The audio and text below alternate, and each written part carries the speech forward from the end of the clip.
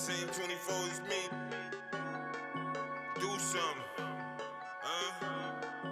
That time to be worried about the next nigga. Shit. Yeah. Eyes on the prize in front of me. Minding my business, I PYP. Play a position and we gon' eat. Play a position and we gon' eat. Eyes on the prize in front of me. Minding my business, I PYP. What up, what's up, man? This is my boy Jamal Lewis. We got Jamal Lewis in the building. How you doing, young fella? Man, I'm good, man. I'm good. Just Hey, man, you look down here in ATL. Absolutely, man. You looking good. Boy, you look like you done lost about 100 pounds, man. You looking like you ready to get that rock again, huh? Hey, man, I'm trying, man. I got to keep up. I got to keep up with a 14-year-old, man, that's trying to pursue his goals and stuff. So I got to teach him how to eat right and live right and what it takes. So, you know. Absolutely, man. What better role model does he have? You know what I'm saying? What you say, big guy? Exactly. He got a perfect role model in the house to show him what to do, right? What position he play, King? Exactly. He playing wide receiver. Wide receiver? Okay, he out there on the end. But hey, before I jump into this, man, I want to say thank you for giving me the opportunity, man, to get you on Play Your Position, man. This is a new podcast. We talk about social, emotional, athletics, sports, how you got to where you are, you know what I'm saying? And I want to introduce y'all, man, to my brother, my guy, my young guy, Jamal Lewis, man. University of Tennessee, came from, where you come from, Douglas High School in Atlanta. Former University of Tennessee national championship 2-time. Did you win the SEC 2 times or once? Oh, yeah. It was 2, right? Twice. Yeah, we won it. We won all our championships together. My brother. Yeah, two SEC championship, 1 national championship. Hey, and then went over to that next level and did that thing in the NFL. Boy, you cold, boy. Cold. Yeah, man. Played for the Cleveland Browns, Baltimore Ravens. Just started at a young age, man. Reached the highest potential the kids want to get to right now. The name of the podcast is Play Your Position. Everybody got a position to play in life. When did you find out that, hey, this is what I'm going to do? This is what I want to be great in? When did you find that out, man? Man, I think I was in the 10th grade. I was just telling somebody this story the other day, but I was in the 10th grade and one of my coaches, my running back coach in high school, Darren Miles, he played at Purdue. Okay. He was a running back too. And he took me he said, hey, he's from New Orleans. So he said, hey, I'm going to the LSU game this weekend. He said, you should go with me. And my mom, she was like, cool, I can roll. So I went. And, I never really watched football, never really was too much into going to a game. But man, we went to LSU Stadium, man, and I saw all those people in there and just how it was rocking. This was at the time when they still had the tiger on the sideline. You know what I'm saying? In a cage, poking at it. So, it was just ballistic. And I said, man, well, I swear by the time that game, I said, this is what I want to do. I said, I want a piece of this, with 100,000 people in the stands screaming and chanting and, rooting on the team. And I'm like, hey, I got a position to actually go do this. So, that's when I really honed in and said, look, let's ride, and just dedicated myself to it, Now what year was that, J. Lou? When was that? Was it senior year? That would have been 95. I was a sophomore. Yeah, I was a sophomore in high school, so I was a sophomore. That was 19 by 95. Right. Yeah, that was you came out of Douglas. You was the top running back in Atlanta, right?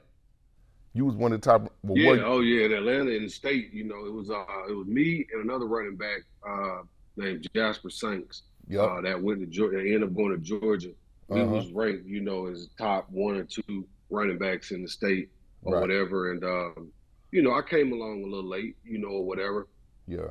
I wasn't that discussed or talked about, but because I was from the city, and here in the city of Atlanta, they didn't talk too much about the city, because at that time, they would say that kids in the city, they could ball, but they didn't have the grades. Absolutely. Yeah. So you really weren't that how they recruited. You come up with Patrick Pass might have been a little bit a year ahead of you though. Patrick Pass was like a year. Well, you know what? Yeah, he was a couple years ahead of me, and he went to Okay. Tucker High School. And see, Tough. that's what I'm saying. See, that's not the city. See, the city of Atlanta is Atlanta Public School. Yeah. You know what I'm saying? Hey, you gonna make that clear, cuz. Yeah, I'm Right. making that clear because it's the Atlanta public school system. So when they talk about football in Atlanta, Yeah. it's mainly the outskirts, the Right. Colquitt counties. It's the Graysons now, the Bufords, Clark Central. And that's not Atlanta. Okay. You know what I mean? That's the state of Georgia. So Yeah. those are the outskirts. But that's where, the recruits were at. That's where a lot of the scouts would go or whatever. But being from the city is like, man, I was holding it down for the city of Atlanta, Right. and trying to do better and be one that came out and really made it out, of the city. Yeah. Now, DG was Dion was he in the city? Oh, he's on the No, outskirts. see, Dion was in Augusta. Dion went to Augusta. That's where the Masters is played. Okay. But that's where Dion went to, I think, Josie High School. Now they play good football down there, but yeah, that's probably 3 hours, maybe. I think Okay. 3 hours from Atlanta. Yeah. And so you found that opportunity. You said, okay, this is what I want to do. This is where I want to go. Now I heard through the grapevine, bro, that the Nebraska was number one on your list. Yeah, Nebraska was, man. Nebraska was number one, man. Dude, I'm gonna tell you straight up, Tennessee wasn't even like on my top 5 list. What? Yeah, it wasn't. It really wasn't. Hey, you know what's so crazy, J. Lou? I couldn't stand Tennessee, bro. I hated Tennessee, man. Hey, I'm glad it was on your list, though. I never really watched. You're right. I never really watched football, so I didn't keep up with the schools. Right. But at the same time, my coach, man, I had one other visit, that I didn't put out. Yeah. And I said, he was like, you should just go to Tennessee. He said, man, they got Peyton Manning. He should be coming back. He might be coming back for the season. They had a good year. They got a good defense. They got a good coach. This, that, and other. I was like, well, shit, let me go up there and check it out. Mm-hmm. So I went, and with no intentions on even doing anything, I was just feeling the visit, and then end up meeting Peyton and had a good visit, and all this good stuff. And it was just right on time, and just the people and hanging out with all you guys, and just I was like, man, I said this is all right. It's all right right here. Hey man, I think by the time that trip was over, I committed. Yeah. University of Texas called and said, yeah, we heard you committed to Tennessee, so we only have one scholarship left and don't look like you're gonna take it, whatever. So it was good, man. I just it was a great place. I'm happy I made that decision. It was a business decision, and and that's what I try to tell my son now and other kids as well. Don't make decisions based on your who you like growing up, or who won this many championships. You got to make this decision on, hey, am I going to be able to play right now, or when am I going to be able to play, and am I going to get the opportunities to compete? And Tennessee gave me that, so that was man, Tennessee that's what I took. Tennessee didn't give you shit. Hey, let me tell you something, King. Hey, I can remember, Jay, when you got to the University of Tennessee, man, it was Travis Henry. Come on now. Yeah. Jamal Lewis, Travis Stevens. Then you had some, Jay Graham was gone. So then you had some more Jay guys, Graham, Brian Darden. Brian Darden, Sean Bryson. And then just on the freshmen that came in, Chris Ramseur came in, Dominique Stevenson. Damn. Travis Stevens, Travis Henry. Right. We had a stable. Man, it was crazy, man. But I remember you one day saying to me, I said, man, he over there tearing them us up over there on the defense side ball. And I went on the offense side yet. They moved me tight end. I was playing linebacker. Hey, you ain't never get to give me the thump you, boy. I would have thumped you, dog. I would have caught you in that A gap, dog. You would, hey, J. Lou, I'll bring that hat now. But I'm glad I didn't run into you, because I probably have CTE right now. Look, that's why we had fullbacks when I played. You know what I'm saying? To Right. deal with all that. But J. Lou, check this out, man. I remember you looking at me and saying, "Oh yeah, I'm finna take over. I'm finna take over this position." I said, "Hold up, you got Mark Levine in front of you. You know, nothing towards Mark. Mark was light. You know what I'm saying? Yeah. And he could run that rock. He could tote that thing. But you told me you was gonna take over, man. This is in camp." And you said, "Man, yeah, by third game, this gonna be me right here, dog." Yeah. What game was it when you took over, dog? I think Georgia? that was it was the game after Florida. I know that. So that was about game what, 4? That 3 was or about 4? the fourth game of the year. Yeah. How many yards did you get against Georgia, your home team? Oh, Georgia. I think I got 232. Ripped them. 232 on them, and then Ole Miss was the first game I started. That was right before the Georgia game, though. And I got them about 155. But I was like, damn, I don't know, man. Got to do this. This happens. I don't know how long I can keep this going week in and week out. These dudes must be some scrubs or something. I'm like, it's like this. This is gravy. Like, seriously? Right. You know, but at the same time, man, I had a good line, too, now. Yeah. You got to think about it. You know, I had Chad Clifton, Trey Teague, Mercedes Hamilton, then Cozy Coleman that came from Atlanta. Spencer Riley.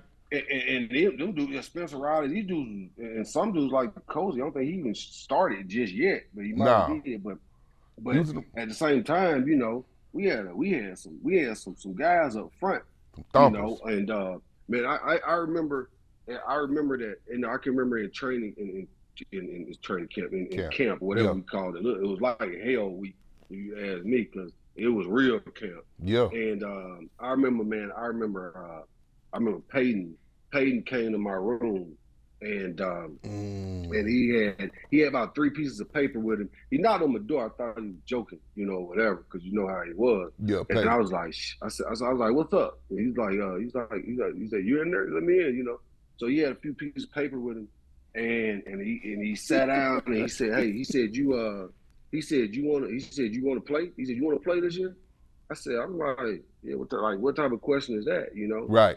And he said, "All right." Well, he said, "You know, if you're gonna play, you got to be able to protect me, you know." And basically, he had all the protections, you know, the foxhound, all that stuff we were in. He had all the protections on a few sheets of paper. And he said, "Look," he said, "if you can learn these protections right here," he said, "I promise you, you'll be starting by the 4th game of the season." And I was just like, shit. I was like, well. I'm like, okay. I said, well, appreciate it. You know what I'm saying? Like, I get him down, you know, because in order to touch the field, you know, you had to be able to protect him. Right. And he came in there and he said that, man, and that was like the beginning of the camp, you know, and I was just like, wow, you know, whatever. I said, well, shit, it's on me, you know, and it just so happened I was starting 4th game of the season. I found out that he was the man. Yeah. That's when you found out Peyton was the man, didn't you? Hey, but Peyton was the man. Hey, but slowly but surely, that damn J. Lou became the man. Became the man. Yeah. And I said, boy, and I'm looking at you, and I'm like, bro, this cat told me he was gonna take over 3rd or 4th game. Oh, yeah. I said, at first I thought you was a little cocky. I said, you a little cocky, man. You gonna mess around and get his head took off. But hey, look, no. I know who. Yeah. It just kept going and going. I said, bro, this boy the truth. This boy the truth, man. Yeah. But you had some dogs behind you too. You know what I'm saying? Yeah. And you just kept balling. I said, man, this boy is the truth. And freshman year, sophomore year, I think you might have got hurt. Yeah, I got hurt by the 4th game of the season. We had a good start. You know, had a great start. Yeah, real good start. That's the year we won the national championship? That year, my whole thing was, hey, look, this is what we got to do. You know, Peyton gone, T stepping in to the quarterback position. You know, I got to be the man. Like, I got to really take over the offense or, you know, really be a heavy part of it. Absolutely. You know, and it honestly, man, worked out that way. You know, got us through 3 or 4 games, you know, some big games too, you know, that year when we beat Florida that year. And then I went down in the Auburn game or whatever. And after that, man, it just seemed like everything just gelled, you know, as a team.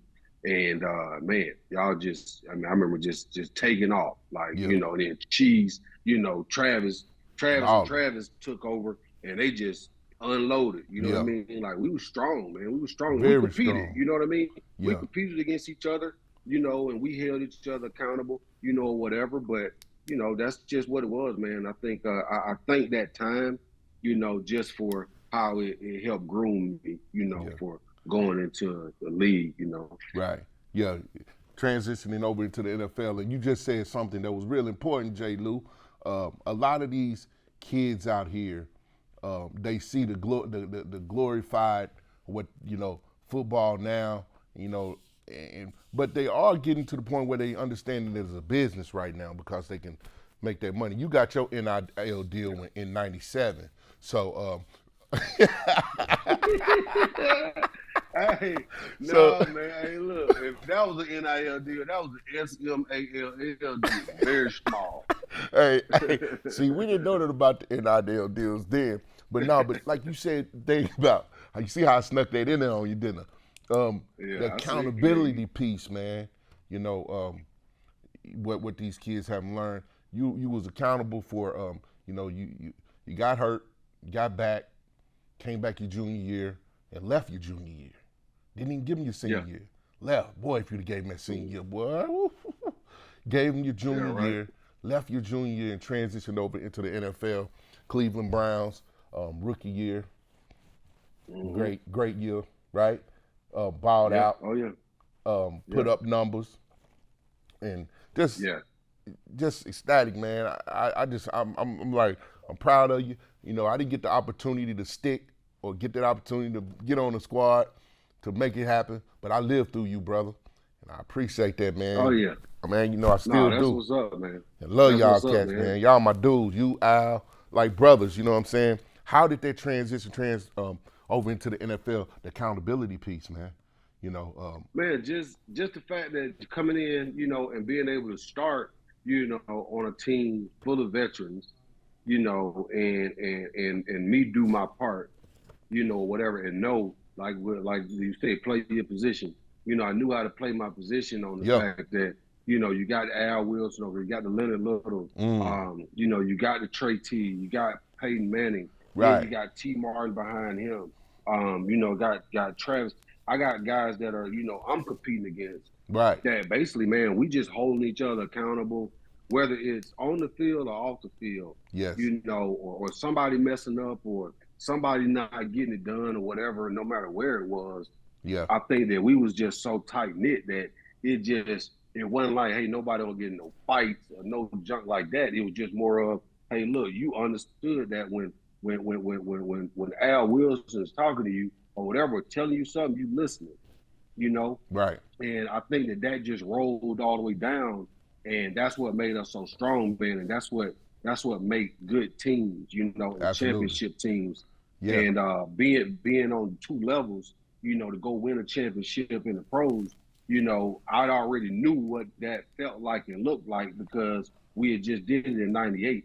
Yeah. You know what I'm saying? And I knew, you know, we got to the playoffs, you know, in my rookie year, you know, me and Ray, we was just like, I don't see nobody beating us. You know, Ray Lewis.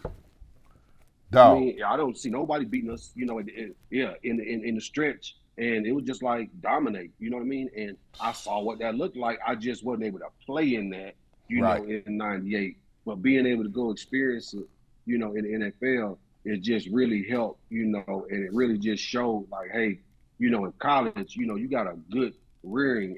And I just feel like, man, just because of those years, man, I'm a born champion. You know what I mean? Oh, yeah, for sure. I'm a winner. Yeah. You know, and that's where it carries over. You know, in holding each other accountable. You know, in my businesses now as well. You know, that's what it's all about. You know, accountability, and that's what I try to instill in people that's around me. You know, and I think that's one of the things that transitioned over in being a champion. You know, when you get that championship, it's like, hey, look, you know, it sets you apart. You know, when you go places in town, don't people call you champ? Yeah. You know. Yeah, so, hey, it feels good. It's one of them things, you know. Yeah. So, but it's a good thing, man. And I think me doing my part, you know, later on after doing all that is, by trying to instill that not just in my family and my kids, but just other people that's around me. Right. That's awesome, man. You know, we're gonna wrap it up. I know I got to look. I'm on the time schedule. You on the time schedule. I just wanted to, I always put something on my page, man. And sometimes I put positive quotes. I'm a social emotional therapist, and this life that we live in, man, we come from humble beginnings. You didn't have much. I ain't have much. But your parents was there for you. And sometimes you have to learn from your failures and embrace the challenges and defeat the odds with simple thoughts. We go through stuff. Just because you're in the NFL, man, that's not what, or because you made it to where you made it. It's more to you, right? Your life that you're living, that was just a gift God gave you, man. And you were blessed. Oh, yeah. And you use it to your most capability. But we have ups and downs in our life. And I know you got hurt in the NFL too at one time, and then you had a little situation you went through, right? How did you bounce back, man? Tell these kids that no matter what would you say to these kids, no matter what happened to you in your life, your failures, your ups and your downs, how did you bounce back and play your position and recognize that, hey, I got something else, I gotta get back. I gotta get back to me. Yeah, well, basically, man, being able to go through what I went through, at the time, and then, come right back and then be able to go out and, go and continue to have continuous 1,000-yard seasons or whatever. It was mainly, accept the responsibility. And that's one thing that we got to do and young kids got to do is accept the responsibility. Accept the fact that you went to this college and you decided to go to this college, you made this decision. Accept that versus just saying, hey, I'm leaving because I'm not playing. So accept that. And that's what I ended up doing. And one of the other things was, understanding the fact that this life, man, is already written, and you're being put in a position that was already planned out, and you're being put in that position for a reason.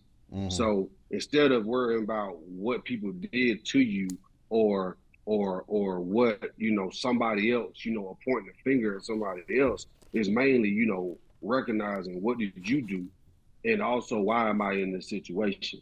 And, me understanding that, hey, I'm in this situation for a reason, and it's meant to slow down and also, just really humble yourself and know that, hey, look, don't take this life for granted, Right. and don't take it for granted, the little things that we always talk about in sports, right? The little things, when you away like that and your freedom is taken, it's the little things that you really miss, that you miss a lot or whatever.